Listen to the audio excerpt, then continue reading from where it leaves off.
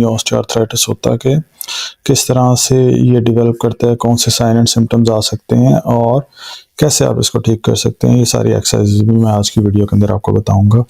सो जो अभी आपको पिक्चर नज़र आ रही है, मोस्टली लोग क्वेश्चन करते हैं कि हमारे घुटनों के बीच में गैप आ गया। एक्चुअली जब कभी भी किसी को भी नी ऑस्टियोआर्थराइटिस हो तो गैप आता नहीं है, बल्कि गैप ख़त्म हो जाता है और कम हो जाता है।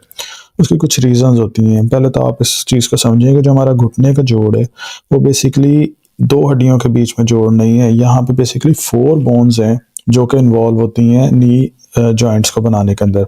सो ये जो ऊपर आपको बोन नज़र आ रही है इसको हम फीमर कहते हैं। ये जो ऊपर नी कैप की तरह की नज़र आ रही है इसको पटेला कहते हैं। ये हमारे पास है टीबिया और इसी के साथ पीछे की तरफ वो हमारे पास फिबुला होती है।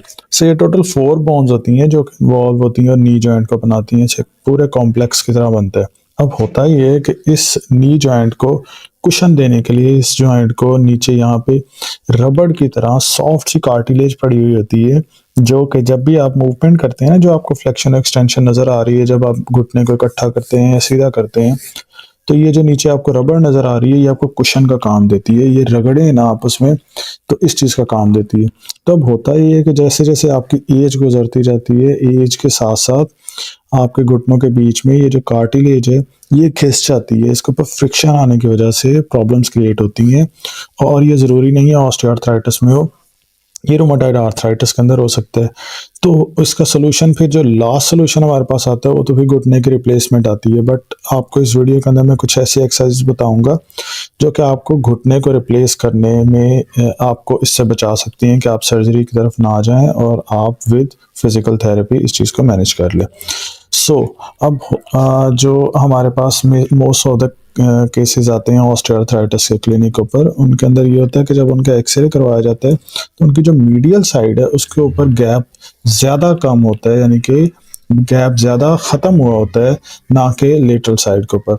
अब उसकी रीज़न ये है कि जो हमारा मीडियल साइड का जो पार्ट है फीमर का वो कुछ थोड़ा सा लेंथेंड होता है, वो थोड़ा सा लंबा होता है as compare to the lateral side. So इसलिए आपने मोस्टली नोटिस किया होगा कि जो नी ऑस्टियोआर्थराइटिस के पेशेंट्स होते हैं उनका मीडियल साइड जो अंदर वाली जो साइड है वहाँ पे गैप ज़्यादा कम होता है। सो उनके एक्सरे करवा के हम इस चीज़ का आइडिया ले सकते हैं। अब इसका तरीका ये होता है कि आप अपनी हील के नीचे थोड़ी सी कोई ना कोई इस तरह का हील वेज रख के आप इस साइड की स्पेस को थोड़ा सा ऊपर कर सकते हैं तो ये नीचे की तरफ हो जाएगा। ये लेकिन ये वक्ती तौर पे तरीका है, बट मैं आपको आगे बताता हूँ कि आप कौन सी पोजीशंस और एक्सरसाइज बना के इस चीज़ को कवर कर सकते हैं। और ये अगर तो स्टार्टिंग है तो फिर स्टार्ट के अंदर ये होता है कि एक साइड के ऊपर आपका गैप कम होता है, लेकिन अगर ये चीज़ अगर बढ़ती जाए और आप ग्रेड 4 और आर्थराइटिस तक चले जाएं तो आपको दोनों साइडों के ऊपर गैप जो बहुत कम हो जाता है। इसके अलावा जो हमें साइंस नज़र आते हैं जिनको ऑस्टियोआर्थराइटिस हो उनके अंदर नॉर्मली स्वेलिंग होती है। अगर आप एक साइड नी जॉइंट को देखें और दूसरे को देखें तो आपको एक साइड के ऊपर सोजिश नज़र आएगी और एक के अंदर तो आपको नी कैप बिल्कुल नज़र भी नहीं आ रही है। सो ऑस्टियोआर्थराइटिस के अंदर हमें मोस्टली स्वेलिंग के साथ भी पेशेंट प्रेजेंट करते हैं। इसके अलावा जो कंडीशन हमारे पास प्रेजेंट होती है वो ये होती है कि पेशेंट्स के एक तो स्वेलिंग है और साथ में उन्हें यहाँ पे आप देखेंगे कि उनको रेडनेस भी शो होगी, कलर चेंजेस आए हुए होंगे स्किन के अंदर, तो ये भी ऑस्टियोआर्थराइटिस का एक और सिम्टम है। इसके अलावा जो बहुत कॉमन है और जो लोग कॉल पे भी बताते हैं, मैसेज पे भी बताते हैं और क्लिनिक पे भी आके बताते हैं कि उनके घुटनों के अंदर से आवाज़ें आती हैं, क्रेपिटस इसको कहते हैं मेडिकल के अंदर। उसकी वजह ये होती है कि जब आपकी ये जो कार्टिलेजेस हैं, जो कुशन्स जो हैं वो ख़त्म हो जाते हैं, तो जब ऊपर वाली हड्डी फीमर और नीचे वाली टीबिया ये आपस में मूव करती हैं तो इसमें रगड़ने की आवाज़ें आती हैं। इस रगड़ की वजह से, इस फ्रिक्शन की वजह से जो हमें आवाज़ आती है इसको कहते हैं क्रेपिटस। सो ये भी एक साइन है जो कि हमें ऑस्टियोआर्थराइटिस को डायग्नोस करने में हेल्प करता है।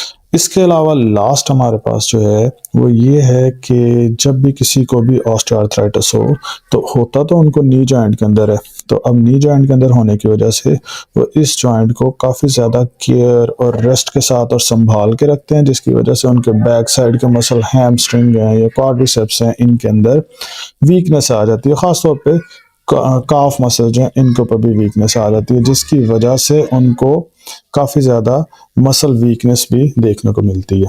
अब अगर किसी भी शख्स को ऑस्टियोआर्थराइटिस है और वो अपना ट्रीटमेंट ना कराए तो उनमें दो तरह की डिफॉर्मिटीज़ आ सकती हैं जो ऐसी होती हैं जो कि काफ़ी ज़्यादा लॉन्ग टर्म के लिए फिर उनकी लाइफ का हिस्सा बन जाती हैं। अब इसको कहते हैं fixed flexion deformity. Fixed flexion deformity का मतलब ये होता है, अब ये जो मूवमेंट होती है ना जिसमें आप घुटने को इकट्ठा करते हैं, इसको कहते हैं फ्लेक्शन। जिसको आप सीधा करते हैं उसको कहते हैं एक्सटेंशन। अब देखें, अगर आप इस पेशेंट के ऊपर गौर करें तो इनका घुटना बिल्कुल 100% सीधा नहीं हो रहा, इनका फोल्ड ही है। अब इसको कहते हैं फिक्स्ड फ्लेक्शन डिफॉर्मिटी, और ये मोस्टली ऑस्टियोआर्थराइटिस के पेशेंट्स में बन जाता है अगर वो प्रॉपर्ली अपनी फिजियोथेरेपी ना करवाएं तो। सेकंड, इसके अंदर जो डिफॉर्मिटी बनती है उसको कहते हैं जिनोवेरम।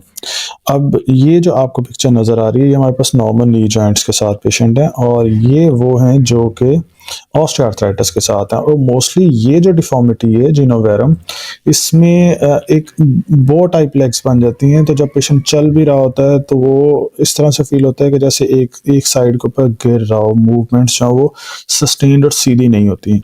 मोस्ट ऑफ द टाइम जो जिनोवेरम है ये ग्रेड 4 या ग्रेड 3 के बाद ही जाके बनता है, यानी कि ऑस्टियोआर्थराइटिस की लास्ट स्टेजेस के अंदर ही जाके बनता है, ये स्टार्ट के अंदर नहीं बनता होता। सो अगर आपको जिनोवेरम है या फिर फिक्स्ड फ्लेक्शन नी फ्लेक्शन की डिफॉर्मिटी बन गई है तो आप कोशिश करें कि आप अपनी एक दफ़ा असेसमेंट ज़रूर करा लें ताकि आपको पता चले कि इसका किस तरह से मैनेज करना है, क्योंकि जिनोवेरम के जो पेशेंट्स हैं मोस्ट ऑफ द टाइम इनको टोटल नी रिप्लेसमेंट ही रिकमेंड की जाती है। इनको विद फिजिकल थेरेपी इम्प्रूव करना बहुत मुश्किल होता है, बट फिजिकल थेरेपी से ये है कि उनके सिम्टम्स काफ़ी ज़्यादा कंट्रोल किए जा सकते हैं। अब मैं आपको बताता हूँ कि अगर आपको ऑस्टियोआर्थराइटिस है तो आपने एक्सरसाइजेस घर पे कौन सी करनी है। इसमें अब जो टोटल नी रिप्लेसमेंट मैं आपको भी बता रहा हूँ कि घुटने जो चेंज होते हैं वो आप पिक्चर में भी देख सकते हैं। तो बेसिकली ये हालत हो जाती है नी जॉइंट्स के, जब आप नए जोड़ डलवाते हैं तो काफ़ी हद तक आपकी पेन और सिम्टम्स और डिफॉर्मिटीज़ जो कवर हो जाती हैं।